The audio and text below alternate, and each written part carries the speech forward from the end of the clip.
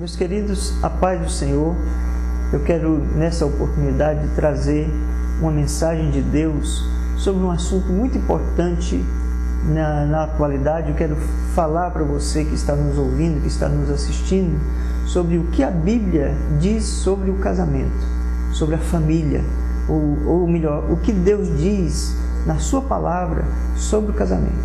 Para nós fazermos essa reflexão, fazermos esse estudo na palavra de Deus sobre este tema muito importante na atualidade, eu quero convidar você que tem um exemplar da Bíblia Sagrada a abrir a sua Bíblia no livro de Gênesis, no capítulo de número 2.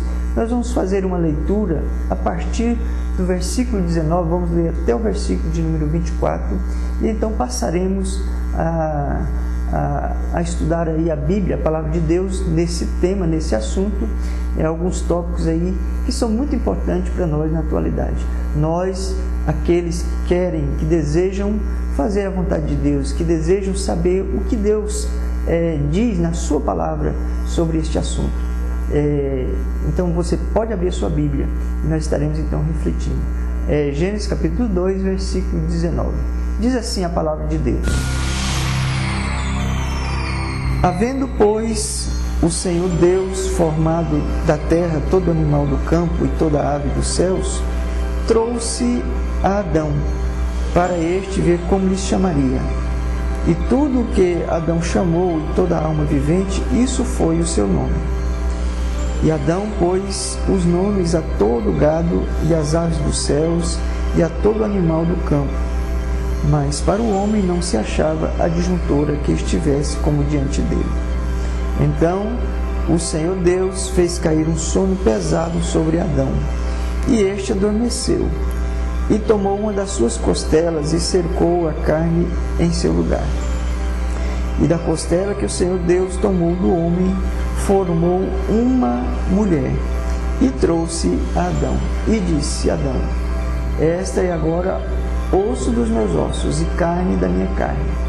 Esta será chamada mulher, porquanto do varão foi tomada. Portanto, deixará o homem o seu pai e a sua mãe, e apegar-se-á a sua mulher, e serão os dois uma só carne. Graças a Deus. Meus queridos, meus amados, nós vivemos hoje na atualidade, a família cristã, ela tem sofrido muitos ataques vindo de todas as direções. Primeiro, nós precisamos entender, nesse contexto social em que nós vivemos, na estrutura da sociedade, que a família, ela é a base de toda a sociedade. É ela que sustenta uma sociedade moralmente e eticamente. Ela é que dá sustentação para que a sociedade não caia em uma situação caótica, em um nível de corrupção e de depravação moral. Então, ela é a responsável pela manutenção dessa situação ou desse estado moral otimizado da sociedade. E, no entanto, a família tradicional, a família tal qual instituída por Deus, ela tem sofrido muitos ataques e muitas tentativas de modificação na sua estrutura original. E nós precisamos entender que essa modificação, ela poderá trazer prejuízo para a nossa sociedade. Quando nós lemos na palavra de Deus, aqui agora há pouco, nós lemos na palavra de Deus, nós entendemos que o casamento, a união entre duas pessoas, é o marco inicial de uma família. Ou seja, uma família, ela tem o seu início a partir do casamento. Quando um novo casal se forma, quando um rapaz, uma moça sai da sua família, do seu pai, da sua mãe, ele então, unindo-se a outra pessoa, eles iniciam um novo grupo, um novo núcleo familiar. Por isso aqui nós lemos na palavra de Deus, no versículo de número 24 de Gênesis 2, diz assim: portanto, deixará o homem o seu pai e a sua mãe e unir-se-á a sua mulher. E serão os dois uma só carne. Ou seja, esse novo grupo familiar, ele tem um modelo estabelecido por Deus. Deixará o homem o seu pai e a sua mãe e unir-se-á a sua mulher. Quando o homem deixa o seu pai e sua mãe, agora ele não mais faz parte da família. Ele então cria um novo grupo familiar, passa a ser parentes, se tornam parentes e em formação de um novo núcleo, de uma nova célula familiar. E quando a Bíblia diz esse deixar, nós precisamos entender esse marco inicial do casamento, deixar a formação para a formação de uma nova família. Nós podemos ver esse deixar em 3 aspectos. Por exemplo, o deixar geográfico, deixar o seu pai e sua mãe, ou seja, sair da casa do seu pai e da sua mãe. É inviável um casamento onde o novo grupo familiar se instala na mesma casa, no mesmo lar, na mesma família. Ele diz para deixar, deve sair da casa, deve ser um deixar geográfico, deve constituir um novo lar, uma nova moradia, onde eles possam vivenciar a sua intimidade, ter a sua particularidade, ter os seus momentos íntimos. E se ele não deixar geograficamente, isso não seria possível. E esse não deixar geográfico, ele traz prejuízo para a constituição ou para a instituição desse novo grupo familiar. Esse deixar também nós podemos ver por um outro aspecto, o aspecto financeiro. O deixar financeiro, deixar a dependência financeira do outro núcleo familiar.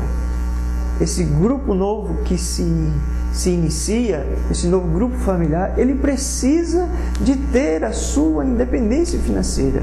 O homem, a mulher, eles precisam de eles mesmos granjearem, ter o seu sustento, ter a sua vida econômica, passar as suas dificuldades financeiras, passar aos apertos, passar a necessidade e também serem prósperos, adquirirem patrimônio, constituírem bens patrimoniais para aquele novo grupo, para aquela nova sociedade que se inicia a partir do casamento.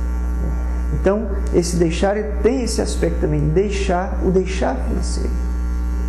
E também nós podemos ver, por um outro aspecto, o aspecto emocional, o deixar emocional. O deixar emocional é agora esse novo grupo familiar ter a maturidade para enfrentar as suas dificuldades de vivência, de relacionamento. Não trazer para o grupo antigo, para os pais, as dificuldades que estão sofrendo. Porque qualquer um dos pais, seja o de uma parte ou de outra parte, sempre ele não estará exercendo esse conselho, ou seja, essa orientação, sem ali sem ali tendenciar para aquele que fazia parte do seu núcleo familiar. Então, esse deixar emocional, o novo grupo ou o novo casal, ele precisa agora de ter a coragem, ter a iniciativa de ter a comunicação entre o casal, de procurar colocar na mesa os seus problemas e buscar a solução, o casal. E ainda que se houver necessidade de buscar ajuda externa, mas procurar fazer isso em uma pessoa que não possa ser tendenciosa, que não venha ter uma tendência em apoiar um mais do que o outro. Buscar uma autoridade, buscar uma liderança espiritual para que ele possa se aconselhar de uma forma neutra, uma forma que não venha ser tendenciosa para aquele grupo familiar. Então, o casamento como marco inicial de uma nova família, que constitui agora uma nova família, esse novo grupo precisa de observar esses aspectos, ou essa característica deste deixar, que está enfatizado aí no versículo de 24 de Gênesis, capítulo 2.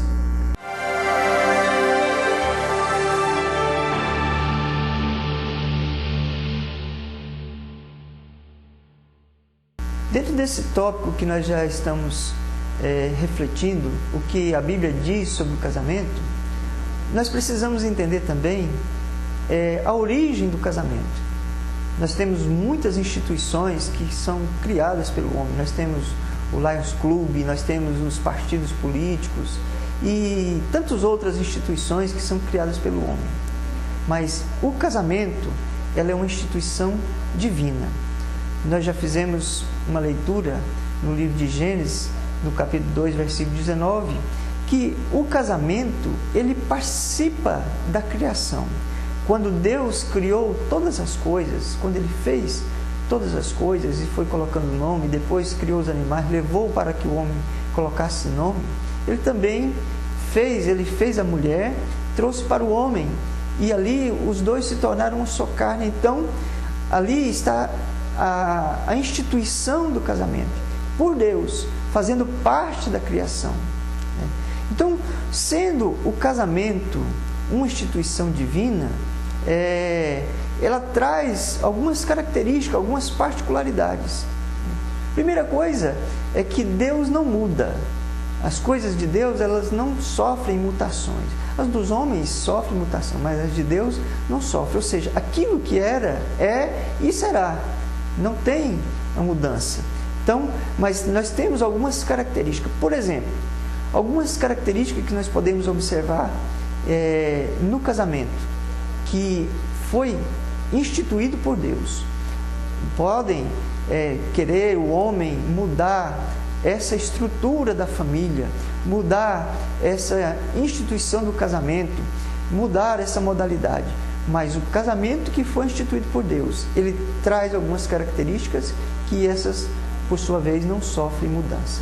Por exemplo, o Evangelho de Jesus Cristo, segundo escreveu São Mateus, no capítulo 19, e o verso 4 e 5, nós temos uma característica do casamento. Desse casamento que é o início, que é o marco inicial de uma nova família. Nós temos lá em Mateus, diz assim a palavra de Deus. Ele, porém, respondendo, disse-lhes: não tendes lido que no princípio o Criador os fez macho e fêmea? E disse: portanto, deixará o homem pai e mãe e unir-se-á à sua mulher, e serão os dois uma só carne.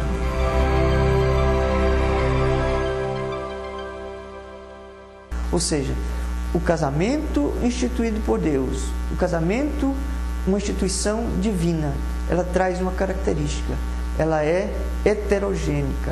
Essa união precisa de ser heterogênica. São macho e fêmea. Na criação, Jesus aqui respondendo a uma pergunta que foi feita a ele, ele disse: não tendes lido que o Criador fez assim?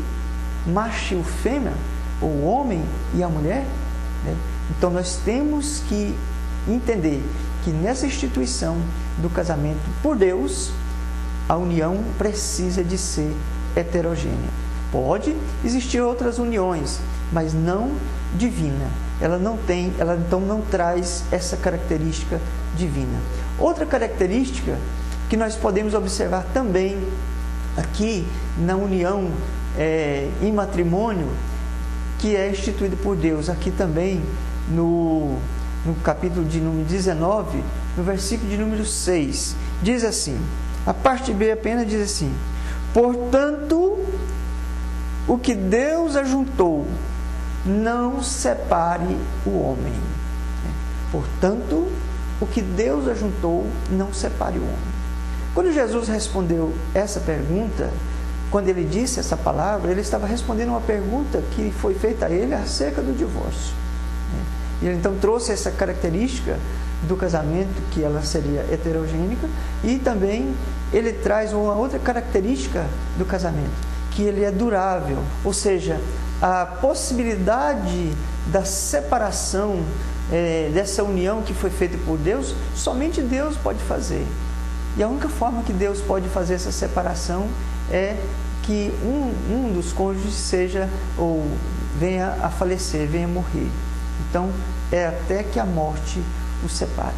Então, essa é uma característica do casamento. Hoje, nós vemos que muitos casais, eles estão intolerantes, eles não suportam mais qualquer motivo, é motivo para que um casal se separe. Não buscam mais a resolução de um problema, não sentam mais para resolver, para que o seu casamento, para que a sua união, ela venha de fato cumprir. Porque o casamento nada mais é do que proteger o relacionamento de duas pessoas, para que ele seja durável, para que ele dure até que a morte o separe. O apóstolo São Paulo, ele escrevendo aos Romanos, nós podemos ver lá em Romanos, no capítulo 7, no versículo 2, ele nos diz uma palavra também. Quer ver? Observe também na sua Bíblia, aí, o que o apóstolo São Paulo escrevendo aos Romanos, ele diz, Romanos no capítulo 7 e o versículo 2. Portanto, a mulher que está sujeita ao marido, enquanto ele viver, está-lhe ligada pela lei, mas morto o marido, está livre da lei do marido. Então, ou seja, enquanto o marido viver, o apóstolo São Paulo falando, ele diz que enquanto o marido viver, a mulher está ligada a ele, ou seja, está casada ainda com ele. Então, não é a separação de corpo que separa um do outro. A carta aos Coríntios, a primeira carta aos Coríntios, no capítulo de número 7 e o versículo 39, também nos diz, essa palavra diz assim: a mulher casada está ligada pela lei todo o tempo em que seu marido vive, mas se falecer o seu marido, fica livre para casar-se com quem quiser, contanto que seja no Senhor. Então, mais uma característica dessa instituição divina, do casamento, uma característica que ele é durável, né, até que a morte o separe, ou seja, que o Deus uniu, não separe o homem. Ou seja, o correto é que apenas a morte separe ou venha dissolver o casamento. Nós temos outra característica que nós podemos observar lá no livro do profeta Malaquias, no capítulo de número 2, nós temos também uma característica do casamento segundo Deus, dessa instituição que Deus dá. No capítulo 2 e o versículo 13 diz assim: ainda fazeis isso? Cobres o altar do Senhor de lágrimas, de choros e de gemidos, de sorte que ele não olha mais para a oferta, nem aceitará com prazer a vossa mão. E dizeis, por quê? E a resposta vem, ela diz, porque o Senhor foi testemunha entre ti e a mulher da tua mocidade, com a qual tu foste desleal, sendo ela a tua companheira e a mulher do teu conselho. Ou seja, a mulher do teu compromisso. Uma característica que o casamento instituído por Deus tem, ele é monogâmico. Ele, apesar do homem achar hoje uma sociedade que prega, que apregoa, que o homem precisa de ter muitas mulheres, tem a matriz, tem as filiais, mas o casamento instituído por Deus, ele é monogâmico, é apenas uma mulher, é apenas um marido. Não existe a possibilidade de ter 2, 3, 4, não, é apenas um. Ele deve se dedicar com a mulher da sua aliança, da qual Deus foi testemunha. Se você casou lá no cartório, se você casou com o padre, se você casou com o pastor, se um juiz, uma autoridade celebrou o seu casamento, Deus é testemunha da sua aliança, do seu compromisso, dos seus votos ali que você fez com aquela pessoa. Ele é testemunha. Alguém até diz assim, eu espero que Deus prepare para mim uma esposa, prepare para mim uma noiva. Não, Deus não faz isso. Você escolhe a pessoa com quem você vai viver, namora, noiva com ela e traz ela na presença de Deus, e na presença de Deus faz a sua aliança com ela, e Deus é testemunha desta aliança. Então não seja infiel, não seja desleal para com essa pessoa.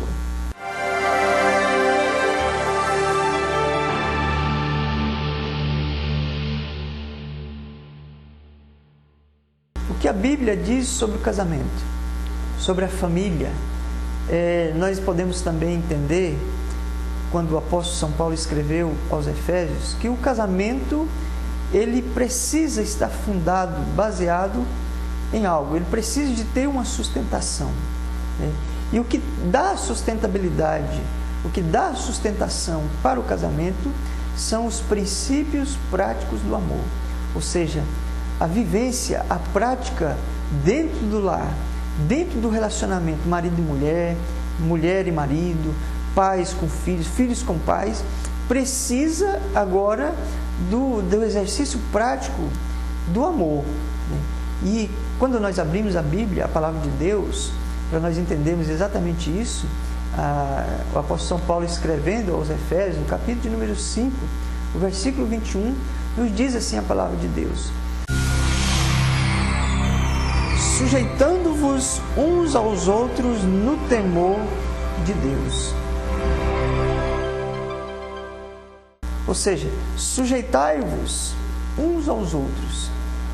Essa sujeição, essa submissão, não é apenas da esposa para com o marido, ou do marido para com a esposa, é uns aos outros, do filho para com o pai, os pais para com o filho. Sujeitai-vos uns aos outros. É o pensamento-chave para o relacionamento numa família cristã, para a sustentabilidade de um casamento ou de uma família cristã.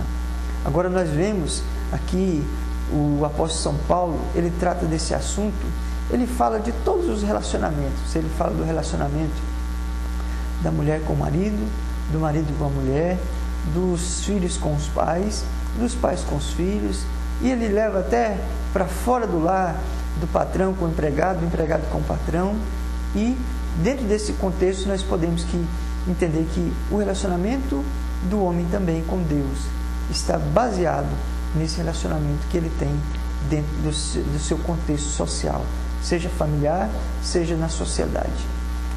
O versículo de número 22 da carta aos Efésios nos diz assim: vós, mulheres, sujeitai-vos ao vosso marido, como ao Senhor. Essa sujeição, ou seja, essa submissão, é o entendimento, né? É o entendimento que precisa de existir dentro do relacionamento da mulher com o marido.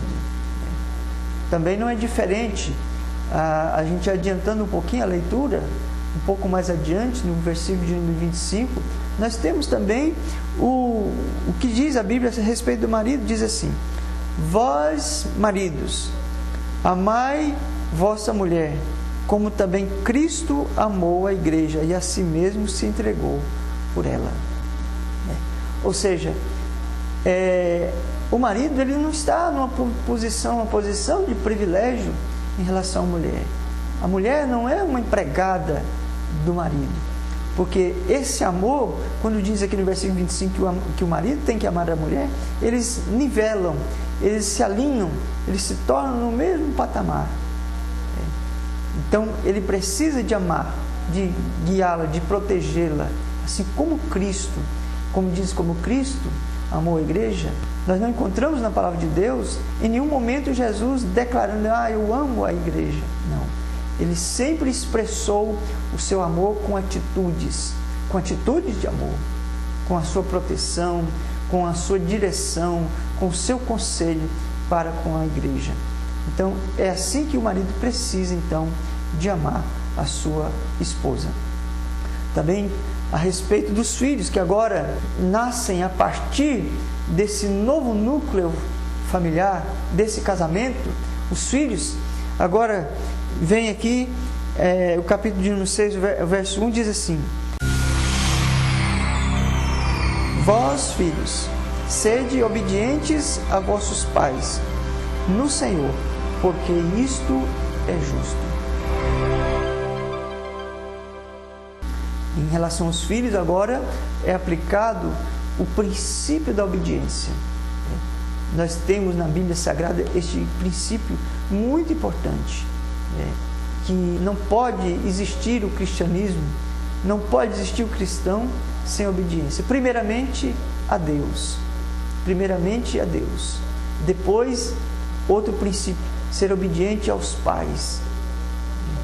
E, por último, nós temos a obediência à liderança espiritual. Então, é um princípio que ele precisa de ser observado pelo cristão, por aqueles que professam a fé em Cristo. E ele precisa de ser aplicado, porque é nele que se baseia, é nele que se instala, que se apoia uma família bem ajustada, que vai dar uma sustentabilidade para uma sociedade de bem. Então, veja bem, agora, dentro desse princípio prático do amor, nós temos algumas obrigações, algumas coisas que precisam ser feitas. Por exemplo, este amor, ele precisa de ser nutrido. O amor, ele precisa de ser nutrido. Ele precisa de ser alimentado. O casal, o relacionamento conjugal precisa de nutrir o amor que existe entre eles, o casal. Os pais precisam de nutrir o amor fraternal que tem para com os seus filhos. Os filhos também da mesma maneira. Nós temos um exemplo disso lá no livro de Provérbios. Quem vem abrir a sua Bíblia no livro de Provérbios, no capítulo 5, versículo 18. Seja bendito o teu manancial e alegra-te com a mulher da tua mocidade.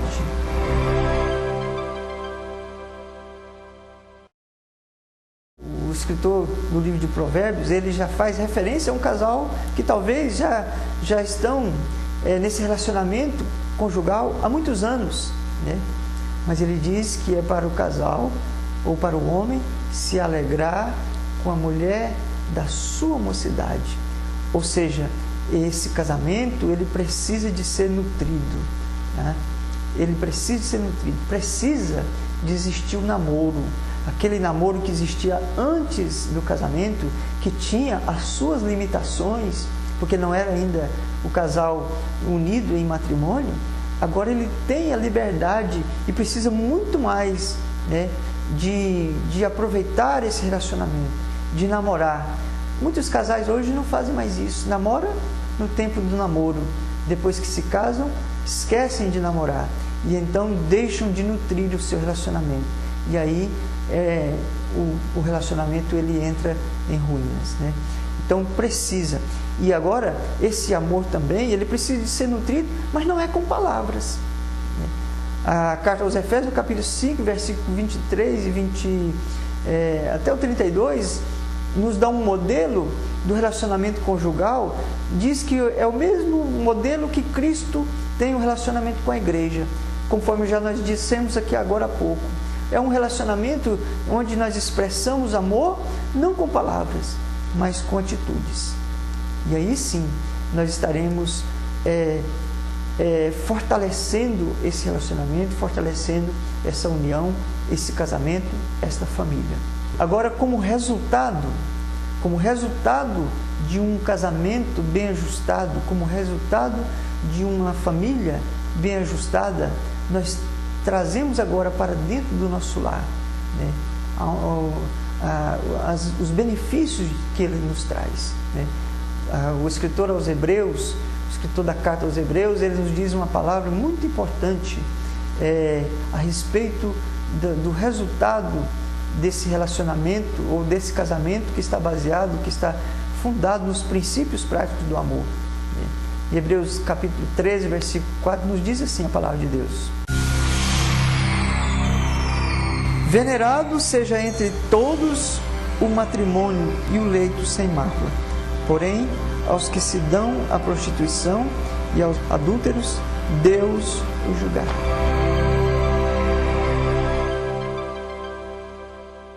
Ou seja, venerado, né, bem-aventurado seja um leito sem mácula.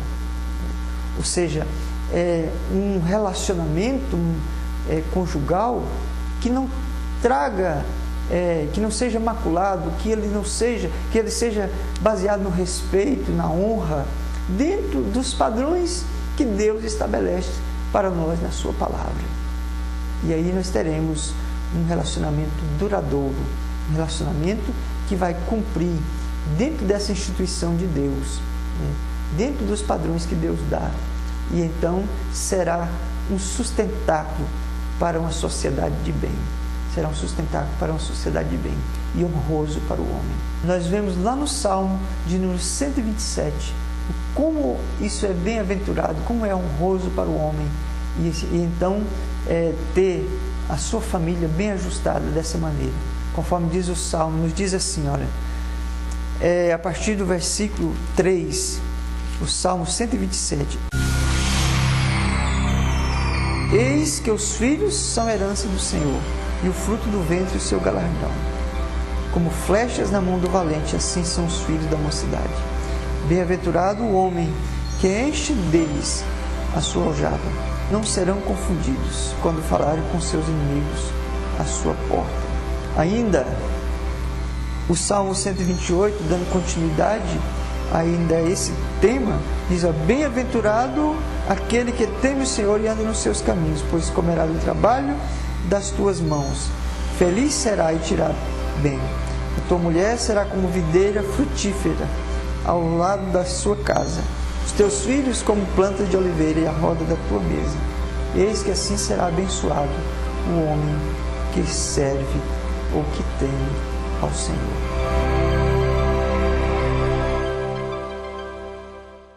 Deus abençoe você que está nos assistindo, você que está nos ouvindo.